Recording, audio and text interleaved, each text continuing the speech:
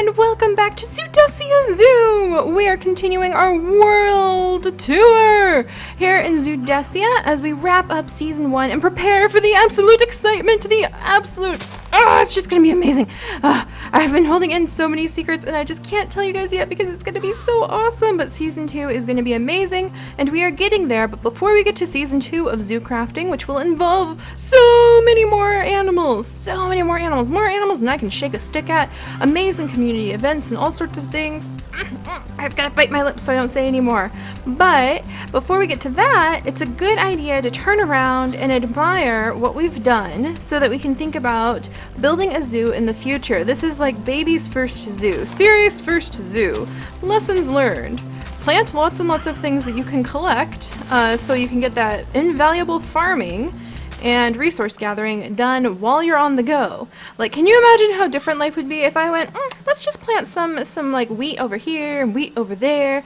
Let's add in a few more strawberries over there. And then we just picked them like while we ran past on our way, like this bamboo shoot. Boom, I picked them.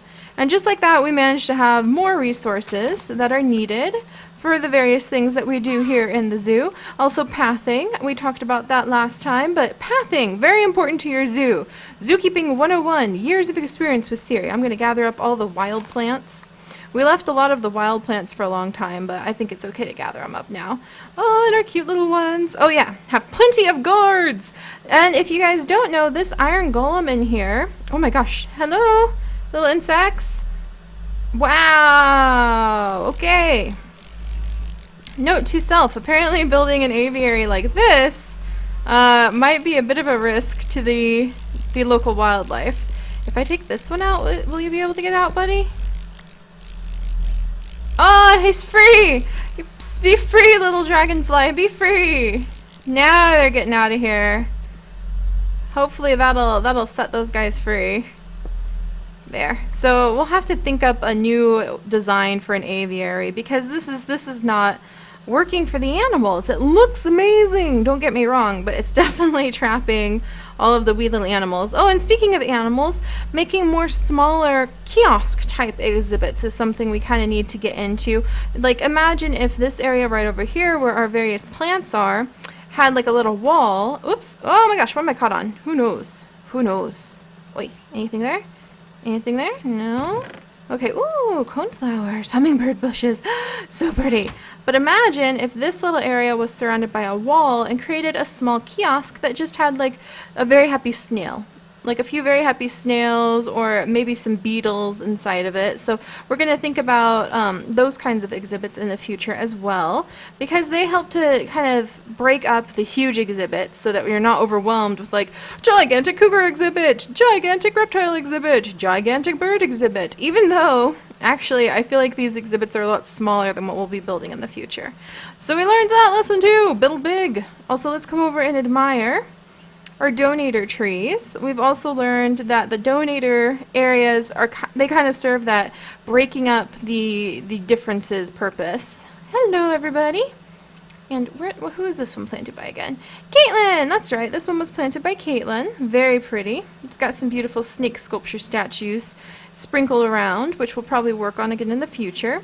And this was one of our first ones planted by Shorty's Gaming. I remember that. Oh, it's so pretty. I like this one. But that actually leads us right over here to the wall of like zoo crafters, or I should say the wall of ZooCast. And we're with Caffers, myself, Amara is down here on the other side, right there.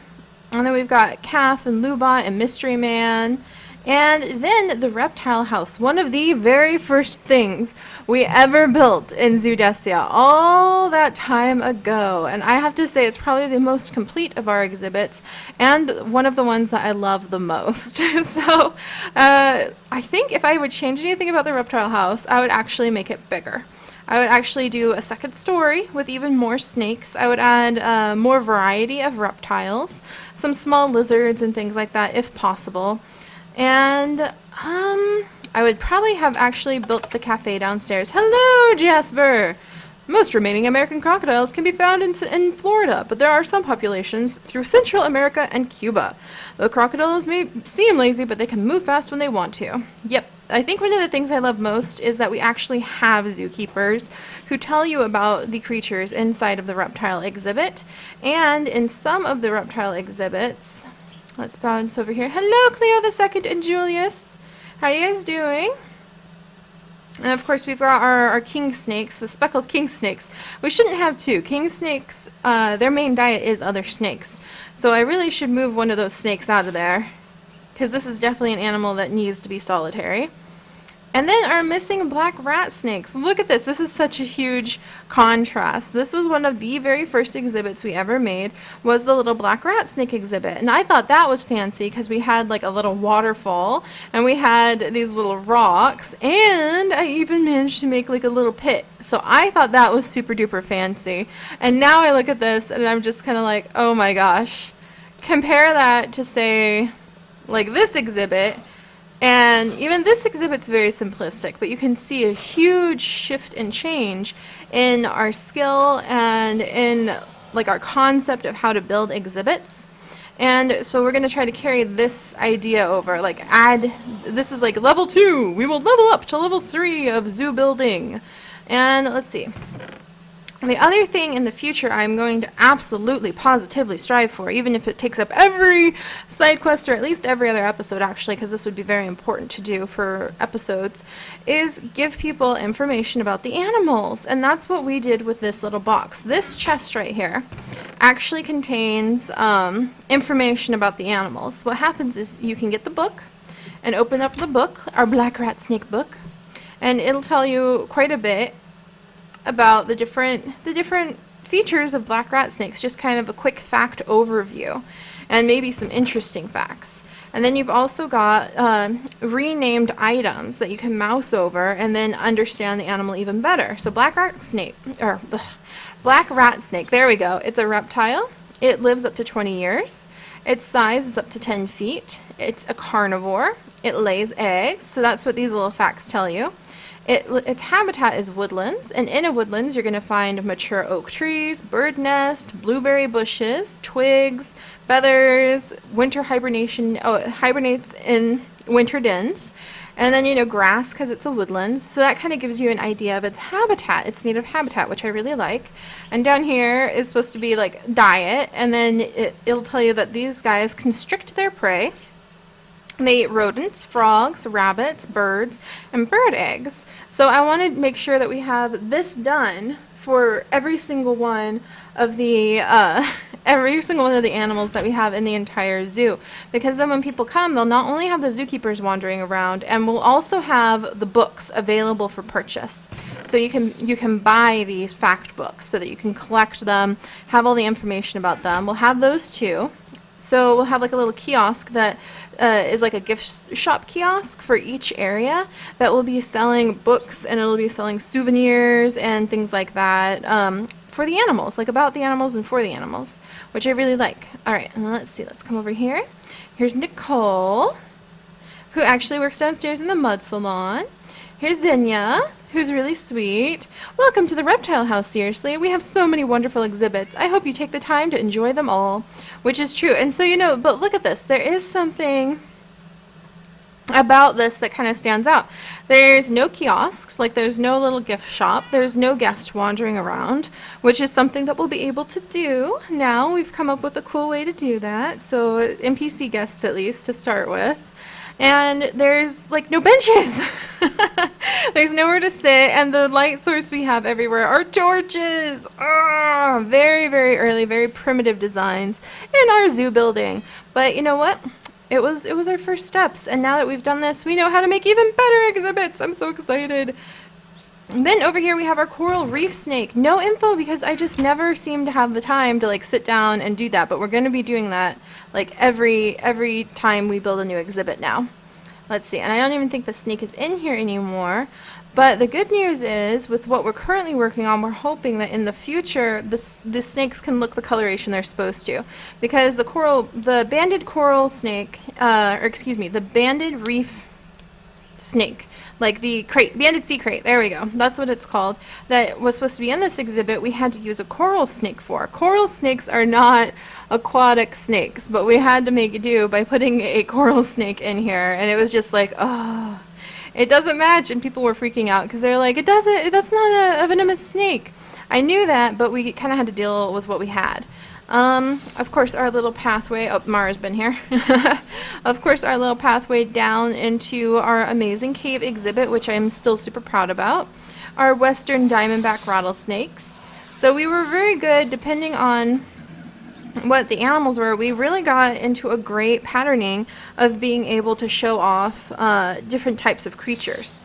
But look at the backdrop. Now that I know how to use carpenter's blocks better, I wouldn't leave that plain weird like limestone backdrop. We would line that with sand on the bottom. We would line it with like something to try to mimic a sky look on the top. So we'll figure that out in the future, making the exhibits actually look nice, and even a finished exhibit as we gain more skills. In the future, we're going to come back to them and try to redo them a little bit so that the animals always have the best available resources provided to them. And of course, then we have Jade, our green tree python. Hi Jade, how you doing? And the invisible doors, so we can go and see what they're up to. Oh, I love it. But see, Jade is a case of too much decoration, where I don't think she can move around as much as she wants to or needs to. So in the future, we're also going to have to balance that. Instead of clustering the trees just because I like it, we will work harder. Like if I can sneak in here without Jade like trying to kill us. And whoop, Jade's trying to kill us. And there. But there we go. See, now she can move more. It's to try to like eat our brains out, it seems, but there, just like that, those three little things taken away, and she looks like a much, much happier, content snake. So that's wonderful. And then over here, because I didn't introduce them, Julius and Cleo, who are black desert cobras, which is a very uncommon type of snake. There's not a lot known about them. They're not very populous. And we had to use the kind of like the green snake skin for them. So in the future, hopefully, we will be able to apply different looks to our snakes so that they look like the snakes they're supposed to, and thus educate everyone who comes to visit the zoo even better. Hello, Jasper! Do you have anything to say today? Did you know the American crocodile is an endangered species? I did indeed, Jasper. I did indeed. Down here we have the absolutely beautiful little like cafe area that I really love. But we never put in an NPC. We never put in a kiosk. We never put in like tables and chairs where people could come down here and eat. So in the future we're going to make sure those kinds of things are done. Instead of going willy-nilly out, we're going to try to make sure we come back again and again and continue to work hard on our exhibits. Though we do have some chocolate cherries in here. I'm going to take a few of those. Yum, yum, yum, yum, yum, yum, yum, yum, yum. I should share those. Oh, well, Darling doesn't like... He loves chocolate, doesn't like cherries. Alright, and then down here, the American Crocodile exhibit. The aforementioned American Crocodile exhibit. Very cute, I should say. Very nice. It's pretty big, too. The thing is, those mobs don't really move at all. They just kind of stay, Xenia, what are you doing? Get out of there, you're gonna die! Oh, at least she'll teleport out of there. But the American crocodiles don't really move very much, so we haven't really had to worry about them. But if I would change anything about their exhibit, it would be that there would be more slopes, more gentle slopes with carpenter blocks, letting them get up and down and move around their exhibit. Now that we know about more wetlands plants, I would swap out some of these plants in here with various wetlands plants. Yep, that's what I would do. Oh, I do love the little epitites on the willow, though. But I think this is a really fun exhibit. But, oh, and who's this? Oh, it's Athea! Athea, how you doing? She's like, I heard you got bit by a snake. That's my duty, to make sure that no one gets bit by snakes, and I'm a little worried about you. Don't worry, sweetie. There you go. A little scratch behind the ears. There you go. But yeah, oh, here we go. We did inform people about the American crocodile. That's right. Good job, Athea. And so yeah, again, you have your nice large book telling you all sorts of cool facts about the crocodiles, where you can learn more about them. Put that away, that they're reptiles with a lifespan of up to 70 years. They weigh up to 2,000 pounds. They get up to 15 feet recorded. There are like rumors of like 30-foot American crocodile, but nobody's ever like verified that. And often the skins that people try to use to say this is how big the crocodile was have been stretched through the tanning process, and so they don't actually count. And it lays eggs. Its habitat tends to be mangrove swamps with swamp water and brackish water kind of mixed together. White mangrove trees, black mangrove trees, snowy egrets will be in the area. A lot of cobwebs to represent that there's a ton of insect life. So many insects. When you have those estuaries, those like brackish marshy areas, you're going to have bugs everywhere. Like walking into there as a person, like a human, is just becoming a pincushion for mosquitoes. But those mosquitoes serve a vital function in the food web, haha, get it, food web, because they become food for, arachnids, they become food for your small reptiles who eat little insects, for the fish especially, and the little fish and the little reptiles attract the big fish and the big reptiles, and then the food chain keeps going until everybody contributes to feeding Mr. American Crocodile in there. And you've got your mud and sand. That's what you really have a mix of in those kind of mangrove, swamp, estuary areas. And then as far as diet goes, it is a strict carnivore, the American crocodile. It likes small mammals, birds, fish, crabs, frogs, and rotten meat carrion, in other words. But I love that. I love that you can just come over here and you can learn about them. So that's something I definitely want to do. We've been toying with the idea of trying to make trading cards for all the animals too. So you could visit the zoo and you could buy like the animal trading cards. And I think that would be absolutely amazing. So we're playing with that idea as well. Unfortunately, our king cobra that we had in here, I believe, yeah, this was the king cobra, vanished under mysterious circumstances. But you can see this is one of our better built exhibits that I really like because we started doing ceiling pieces where the ceiling would come down, the not the grass, but the leaves and the vines would come down from the ceiling, and it makes such a nice, like, cozy enclosed feeling to the area. We also started mixing biomes right here to show how the king cobra can often be found kind of in your rainforest type biomes, but also in the open scrublands and some grassland areas too. And it turned out really nicely, so that's definitely something we'll try working on in the future. Oh, so there's a good kitty following us around. And then, of course, we have our reticulated python, who appears to have passed away as well. That happens. Sometimes they just die of old age or mysterious circumstances, and we go get new ones. But this was the very, very, very first reptile exhibit we ever worked on. And this one has seen several upgrades. The reticulated python moved down. It used to be upstairs in a smaller exhibit, and it moved down here. We expanded this area quite a bit, gave it some varied height in its land, gave it a nice waterfall in the background. It bugs me that at the time I was still too timid to go into the nether often, so we just have torches in the back. But we'll work on that in the future. But we do have like the leaves coming down from the ceiling. So it looks nice. It looks nice if you ask me. And we have no info about it. But that would be, yeah, the reticulated python, the longest snake in the world. Not the heaviest, that's the anaconda. I hope we can get an anaconda in season 2. That would just make me so happy. And then over here, we have Annie and Nicole, who are the wonderful ladies who run the Mud Salon. So they are in charge of this, the Reptile House Mud Salon, where you can come and relax by speaking to Annie and then coming in and taking a nice little mud bath. And then walking over here and rinsing off, and voila. In fact, what we should have done is made that rejuvenating water, I think. Because you take your mud bath, and then you step into the rejuvenating water, and ta-da! Now you feel better. We'll have to remember that for the future, Anthea. But it looks like zombie baby Chad has run off yet again. That happens quite often, but hopefully we'll get him to model for us properly come season 2. I've got some good ideas about that. And you can also come and speak to Annie, and she will actually sell you mud, because it is a mud salon, so mud for your mud bath. She'll also sell you some water to rinse off, or some delicious tea. Lots of different types of tea that they specialize in. Swamp tea, essence of moss tea, spiced mushroom tea, and hot leaf tea. And you can also trade her like a whole bunch of really nice powders for a good bit of money too. So that's what I love, is that the NPCs have so many different trades that you can come and kind of visit with each and every one of them, and they'll all have something different to work with you on. In fact, I kind of wonder, oh, and they love their cat too. Anthea, she's such a good cat. But I wonder, in the future, well, let's see, if they might be willing to sell the mystery music disc. So we'll look into that, because it is a mud music disc. But yes, I love this area, but again, you'll notice a specific lack of benches. There's a big lack of benches and just like a lack of decorative items because it's nice and plain, but then you get over here and I'm like, I think a painting or something like that could go here. Maybe a piece of artwork done by someone.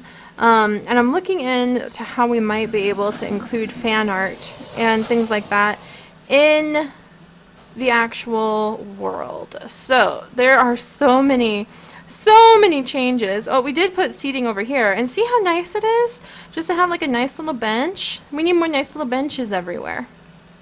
But yes, I love it. I love it, Anthea. I love it. We've worked very hard. The Reptile House has seen improvement after improvement after improvement, and I can't wait to see what it'll look like in Season 2. Well, we've got more of the world to explore, including the Friendship Garden, popping by Calf's house, swinging over to the rest of our zoo, and poking at some of the amazing villages that we have come to know and love over 500 episodes of adventures. And I will see you guys later. Bye-bye.